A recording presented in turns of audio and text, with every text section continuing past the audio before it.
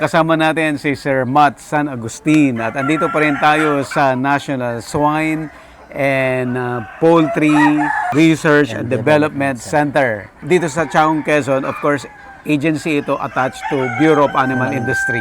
Ayan, at saka si Sir Matt, ang in-charge naman, sir, sa Poultry po. poultry. Ayan, so pag-uusapan natin ngayon ang iba-ibang native chicken ng Pilipinas. Yes, sir. Ayan. So, bukod dun sa mga na-feature na natin na mga native chicken before, so may mga bago pa tayong madidiscover dito. Yes, sir. Dito po sa center, ang inaalagaan po namin na native chicken, yung pong galing sa Palawan na Parawakan. Parawakan. Then yung pong Banaba na galing Batangas. Batangas, Banaba. At meron din po tayong Huluano na galing Hulu at saka Basilan. Yun. Yan yung mga chicken na yan, famous na yan eh. Yes po. So, purify pa rin po tayo. As Nucleus Farm, so dito po bumibili o pumupunta yung mga gusto mag-alaga ng mga purebred na native chicken. Ayan. Sige sir, pasok tayo. Sige po. Gusto mo bang matuto ng agribusiness, crops, livestock and poultry, aquaculture, at ma-inspire sa mga success stories? Agribusiness, how it works! As a YouTube channel, Agribusiness features entrepreneurs, farmers, organizations, OFWs, investors. However, beyond our usual content and official endorsements, Agribusiness does not engage in other business dealings with them. While our viewers and featured individuals and entities may choose to pursue business deals with each other on their own, we encourage them to be cautious in doing so. So ito pong nakikita na ngayon, ano po ito? Ito pong side na to is yung ating pong mga parawakan. Ito yung parawakan. Okay. Ano ang characteristic ng parawakan? Parawakan po natin, compare natin po doon sa ating mga Banaba, native chicken, mas malalaki po sila. Ito. Opo, mas mabibilis silang lumaki, mas matataas po. Good po siya for meat.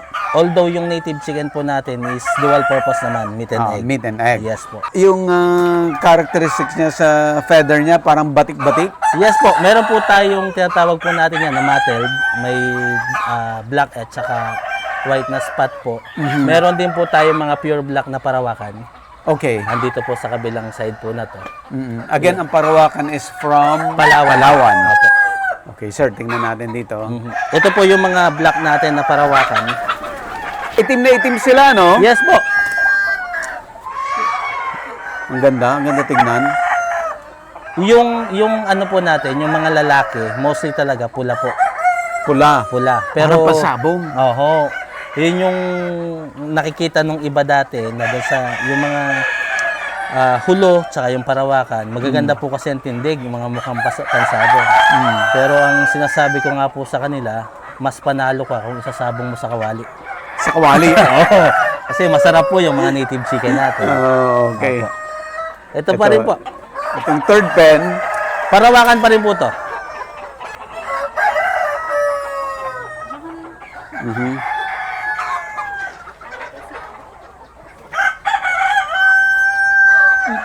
pang ilang generation na to, sir? Matt? Sir, start po ng purification, siguro mga nasa 6 or 7 generation na po to. 7 generation. Sobrang Ito layo po. na. Opo, ito pong isang to, napasama lang, pero ito po, nandun sa kabilang kulungan. Huluano. Okay. Ganyan po ang kulay ng huluano natin. Oo. So yung gold na yan ay hindi yan parawakan. Hindi po. Napasama lang po yan kasi minsan po nakakawala sa mga Nakawala lang doon sa ano niya, sa kulungan po. kulungan niya. Pero inaalis po namin yan. Binabalik namin doon sa kabila. Yung pong kabilang side na yon, yun po yung mga huluano natin. Parawakan lahat to. Ito, lahat parawakan. Ito pong kabilang Tapusin side. muna natin yung parawakan. Sige po. Bago tayo Apo. Sige ma'am. Imagine mo ha, ang daming native chicken ng Pilipinas. Yung nasa dulo po natin, mga kakarel na po. Iba na Mga yun. tandang. Banaba, parawakan, tsaka huluano po. Ito po yung mottled natin na tinatawag. Yung batik-batik. Opo, yung black and white po. Pwede rin natin pasukin, sir. Sige po. Bakit sir dalawa siya? Isang batik at saka isang black. Ano po yan eh, nung sa pagpo-purify po natin, so may lumabas po na dalawang kulay. Ano po, ang ginawa natin, pinaghiwalay po natin Pinaghiwalay para niya na lang. masapuro po natin. Pero itong ganito mga metal po, pag ibinalik mo yan sa black, magba-black po yung mga anak po nila. Opo. Black po talaga ang kulay ng pinagmulan ng mga parawakan po natin. Tapos meron po kaming naging project nun. Research po siya. Nag-try po kaming mag-cross nung parawakan tsaka banaba natin. Yung tatlong native chickens natin. At dun sa crossing po na yon, nakita namin naging maganda po yung resulta. Nung pinag-cross po natin yung parawakan at banaba, nakakuha ho tayo ng maraming mangitlog. Kasi yung native chicken po natin, nag-average siya ng mga 120 Na eggs. na eggs. Tapos na-improve po siya into 130, 150. Nung tinry po namin yung na-cross natin, umaabot po ng average ng 200, 250. So, yun nga po, nabanggitin naman ni Doc Rene po kanina sa pag-uusap natin, kung lalagyan lang natin ng konting science or selection yung mga native chickens natin at bibigyan nating pansin, may improve po natin to. Ito maganda dito, tingnan mo. Ito sama-sama. Sama-sama sila. Same po ito. Yes po. Parawakan pa rin yan. Yes po, parawakan din po. Sa dami ng chicken natin, anong paborito mo? Ako po, sa akin po banaba. Oh, talaga? Banaba. Marami siya mangitlog. Mas maganda rin po kasi yung katawan ni banaba. Although ito pong mga parawakan natin matataas. Pero banaba pa rin po yung sa akin po Sa personal na ano mo lang? personal po, banaba po.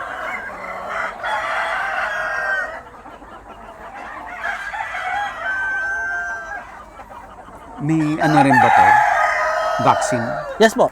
Nagbabakuna po tayo sa mga native chicken natin pag na-hatch po siya dun sa ating incubator room. Pag hatch po niya, nagbibigay po tayo ng B1B1 para po pangontra natin dun sa mga peste, yung sa Newcastle disease po. Then after a month po, magbibigay tayo ng Lasota. Then every 3 months na po yun dun sa mga breeders natin. Kasi yung peste po, pag dumaan talaga, uubusin yung manok mo eh. Kasama sila. Yes po. Meron pong ilan na nakaka-survive, na immune sila doon sa pero madalang po eh. So kailangan talaga natin mag-vaccine. Yung naglilimlim mo.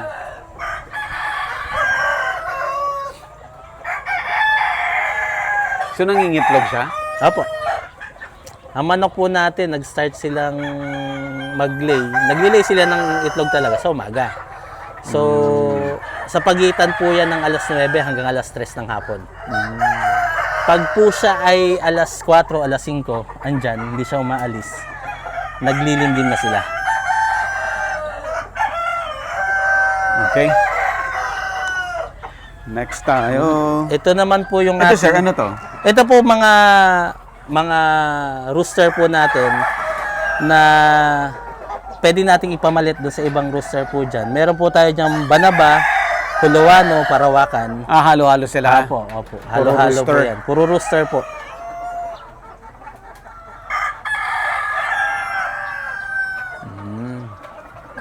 Kala mo mga panabong. Yes po. Okay, dito sir. Itong side naman po, na kabila na to, ito yung banaba po natin. Ito yung banaba. Ang banaba ho natin may dalawang kulay din. Meron po tayong brown, meron din tayong black. Yung mga black naman po natin, meron po silang mga lace po sa leeg. May orange, may yellow. So ito, anong kulay to? Ay po, Brown. brown po.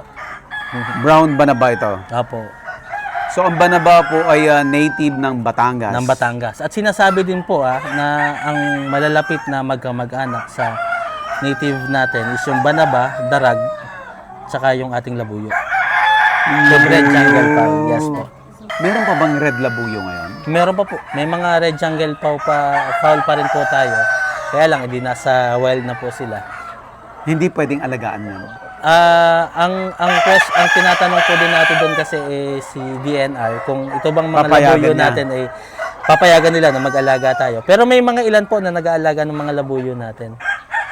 Medyo mailap lang talaga. Mailap. At saka hindi... Maliliit. Maliliit. Hindi ganun kalaki talaga yung labuyo natin. Pero siya talaga yung ninuno ng mga native chickens natin. Okay, so again, itong nakikita natin ay yung Banaba from Batangas. Paano mo natin i-describe yung palong niya? Ano yung difference niya dun sa ibang chicken? Yung Banaba po natin, compare po natin doon sa Parawakan at Huluana, yung palong po nila is single comb or yung straight comb. So, isang hilera lang po. Yan.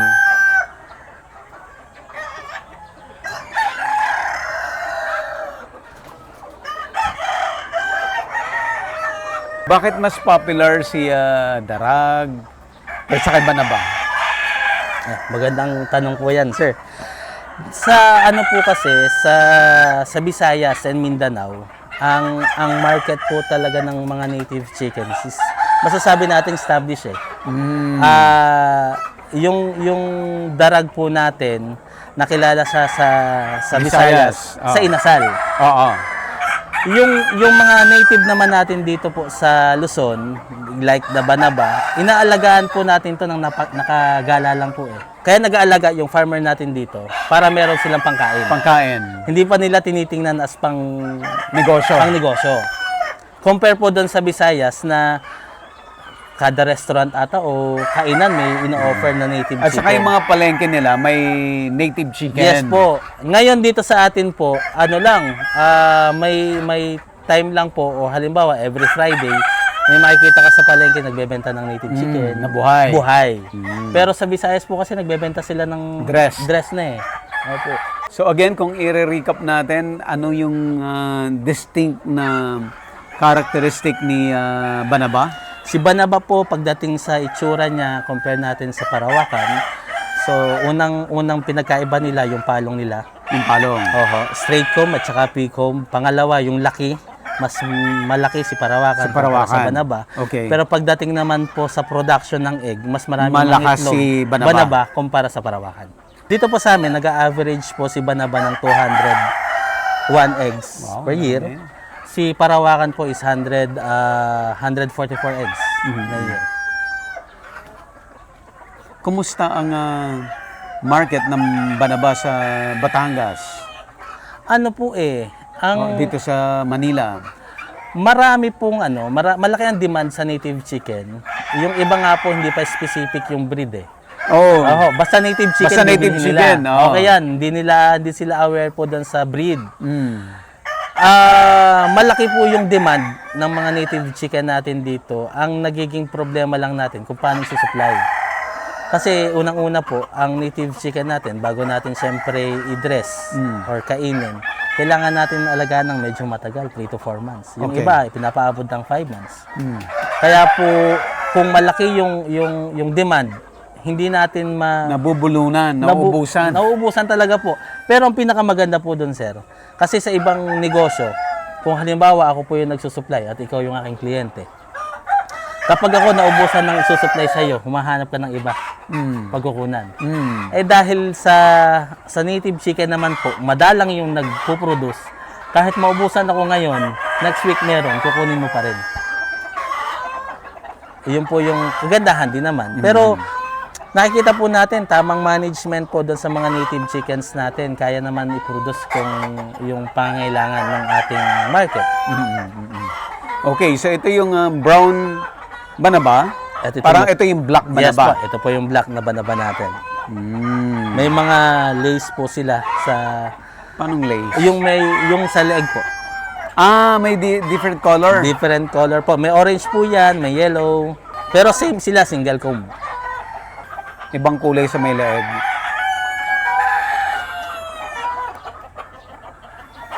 Tapos black siya, dominant black. Dominant black. Okay, so ito, 'di ba yung sabi natin yung Banaba, dalawang kulay din. Isang brown, yung unang pinakita natin, at ito yung black. So kita nyo, mas black siya ngayon. Pero still the same pa rin, no? May ibang kulay yung mula sa leeg. Papunta dito sa katawan. Pagdating sa katawan, black na siya. Pero yung male po nila, pare-para silang red. Itsura. Aha. Red, orange. Ganyan. Ito, yung itong male. Mhm.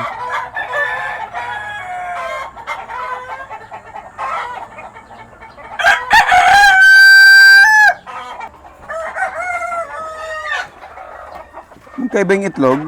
Mhm.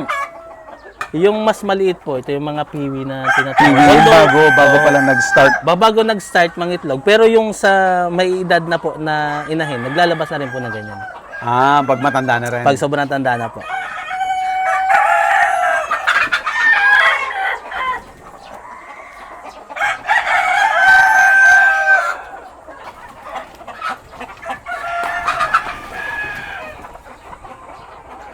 Yan, banaba din po. Butit hindi kayo nalilito. Hindi na po.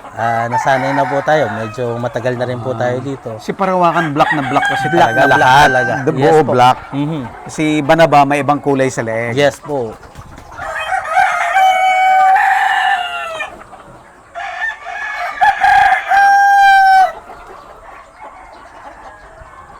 Sa kliyente, alin ang pinakagusto nila?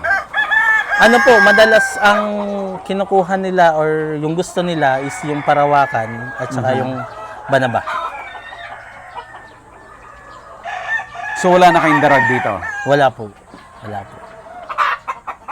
Kasi yung darag po naman, pinaubayan na po natin yan sa Visayas. Sa Visayas. Aha. Kasi naano na po nila yun eh. Na-establish na po nila eh. So ito naman po, mga breeders natin, kung may mga gustong mag-start ng mga purebred, pwede po silang sa atin. Pero yun, more on mga request po ng mga farmers natin, LGUs, yun po yung nakikater po natin. Ito na po yung Huluano. Ito naman po yung Huluano. Kung mapapansin nyo po naman si Huluano, ang pinagkaiba lang niya po sa Parawakan ay yung kulay. Kulay.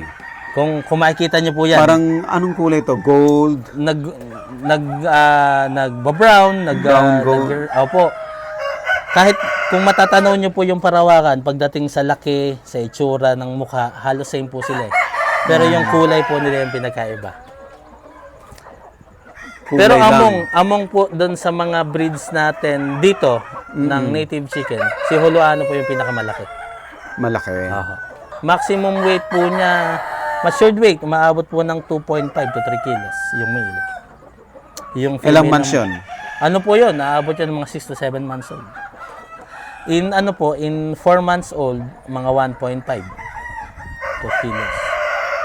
Sabi nila, pag matanda na daw, magkakaroon ng yung sa paa, yung may ganon. Opo, ang tawag po ng mga magmamanok natin, yung tahid.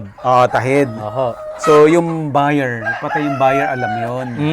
Ayaw niyang bumili ng may tahid. Kasi matanda na. Kasi matanda na, matigas. Oho. So, pag native chicken ang binibili niya, gusto niya walang tahid. Tsaka, Pag walang tahid, ilang months yun? ano po yun? Mga 4 months po yun. 4 months. 4 3 to to 5 4 months. months. Pero yun din naman po yung sinasuggest natin doon sa mga nag-aalaga ng native chicken natin. Kung magde-dress ka or magkakatay ka ng native chicken, kasi lagi napupula ng native chicken natin matigas eh. Unang tanong ko naman doon, ilang taon mo ba bago mo Yun na. kinatay? Oo. Pero pinakamaganda po niyang katay, 4 months hanggang 5 months. Sagad na yung 6. Medyo matagal-tagal. Medyo sumagal. ano na yun. Oo. Lalaban na yun. Oho, pero yung 4 months, 5 months kasarapan po yan. Malambot po yan. At ang pinakamaganda po dyan sa native chicken natin, 4 months mo siya kinatay, lutuin mo siya sa, kahit slow cooking lang yan eh. Kahit medyo matagal siyang kumulo, hindi nanlalagas yung laman. Firm pa rin. Firm pa rin. Malambot pero firm. pero firm pa rin. Yun ang kagandahan po sa mga native chicken natin. Very light yung kulay niya. Light. Light lang po.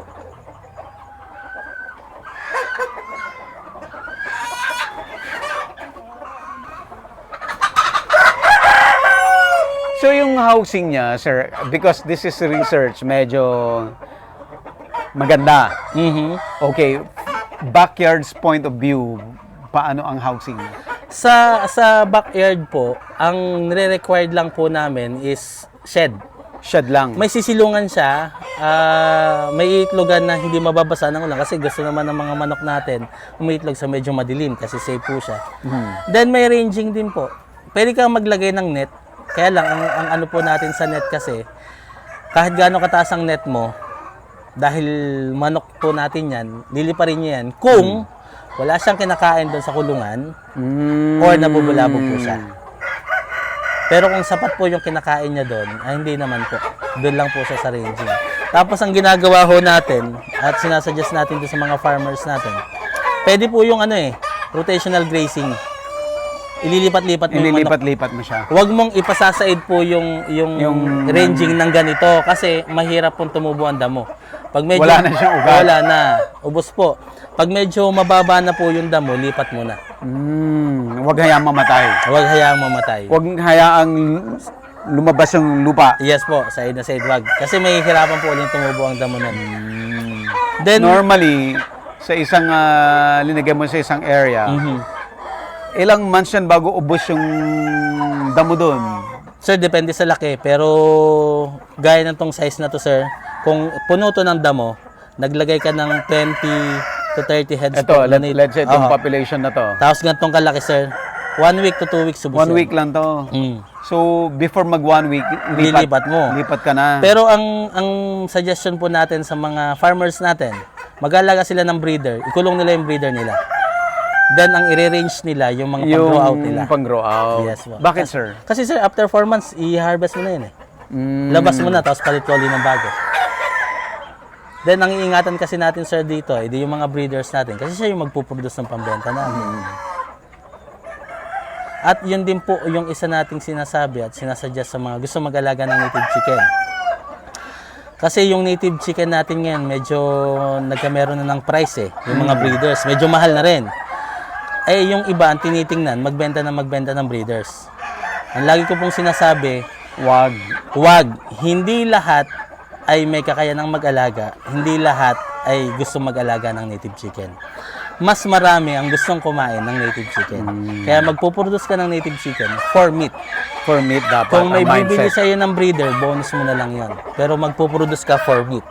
Then, bago ka mag-start ng pag-aalaga ng native chicken, alamin mo muna yung client mo.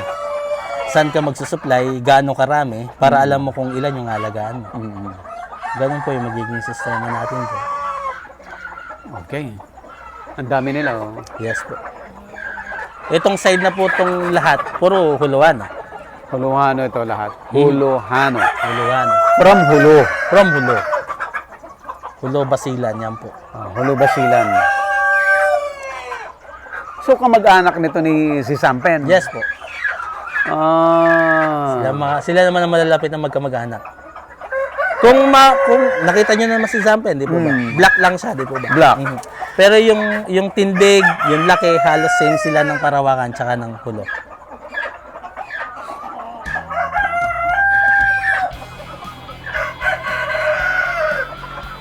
Agribusiness, how it works. Instruct, inspire, succeed.